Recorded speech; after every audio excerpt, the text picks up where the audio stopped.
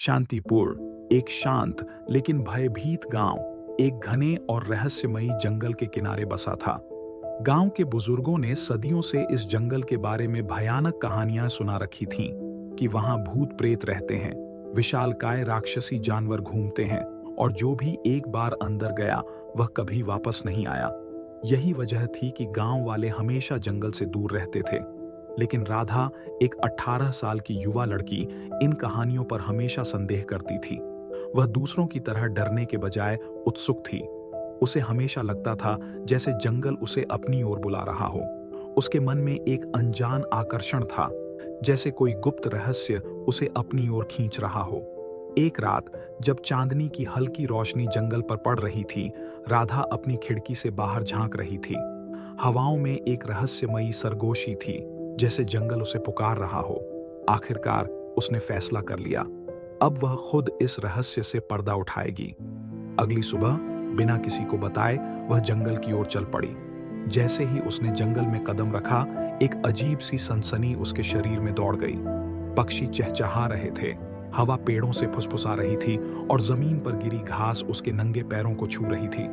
सब कुछ जादुई लग रहा था। लेकिन जैसे जैसे वह और अंदर गई, माहौल बदलने लगा।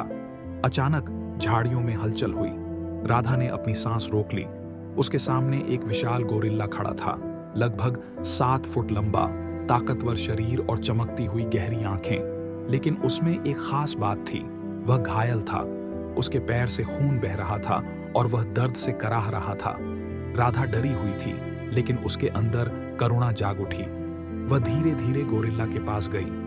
उसने अपनी टोकरी से जड़ी बूटियां निकाली और सावधानी पूर्वक उसके घाव पर रख दी। गोरिल्ला गुर्राया, लेकिन हमला नहीं किया। उसके चेहरे पर आश्चर्य था, जैसे वह समझने की कोशिश कर रहा हो कि यह लड़की उसकी मदद क्यों कर रही है। यह एक अनोखा पल था, एक इंसान और एक जानवर के बीच बिना शब्दों का विश्वास। गोरिल्ला ने धीरे धीरे राधा को स्वीकार करना शुरू कर दिया। वह उसे जंगल के भीतर ले गया, वहां जहां किसी इंसान ने कभी कदम नहीं रखा था। राधा हैरान रह गई जब उसने देखा कि गोरिल्ला ने उसे जंगली फल, पानी के छिपे हुए झरने और सुरक्षित रास्ते दिखाए। यह दोस्ती दिन ब दिन गहरी होती गई। राधा को लगने लगा जैसे वह पहली बार असली जीवन जी रही हो। गोरिल्ला के साथ बिताया हर पल उसे प्रकृति के करीब ला रहा था। वह समझने लगी थी कि जंगल का हर पेड़, हर जीव एक कहानी कहता है, बस उसे सुनने वाला चाहिए। जबकि कुछ ने इसे किसी दुष्ट शक्ति का प्रभाव समझा। जब राधा कई दिनों बाद लौटी तो लोग स्तब्ध थे। वह बदली हुई लग रही थी। उसकी आंखों में एक अजीब चमक थी, जैसे उसने कोई रहस्य पा लिया हो। लेकिन फिर एक और चौंकाने वाली बात सामने आई। राधा गर्भवती थी।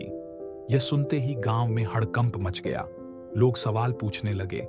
बुजुर्गों ने उसे पंचायत में बुलाया। यह बच्चा किसका है? किसी ने क्रोध से पूछा। राधा ने नजरें झुका लीं, लेकिन उसके चेहरे पर कोई भय नहीं था। यह जंगल का उपहार है, उसने धीरे से कहा। यह सुनते ही गांव वालों का गुस्सा भड़क उठा।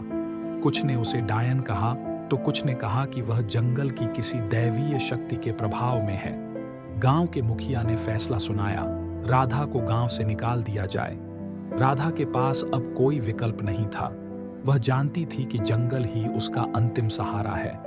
वह जंगल की ओर भागी, लेकिन गांव वालों ने उसका पीछा किया। उनके हाथों में भाले और मशालें थीं।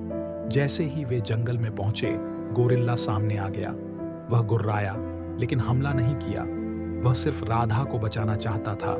लेकिन लोग डर गए और किसी ने उस पर भाला फेंक दिया। गोरिल्ला घायल हो गया। रुको, ये तुम्हारा दुश्मन नहीं है।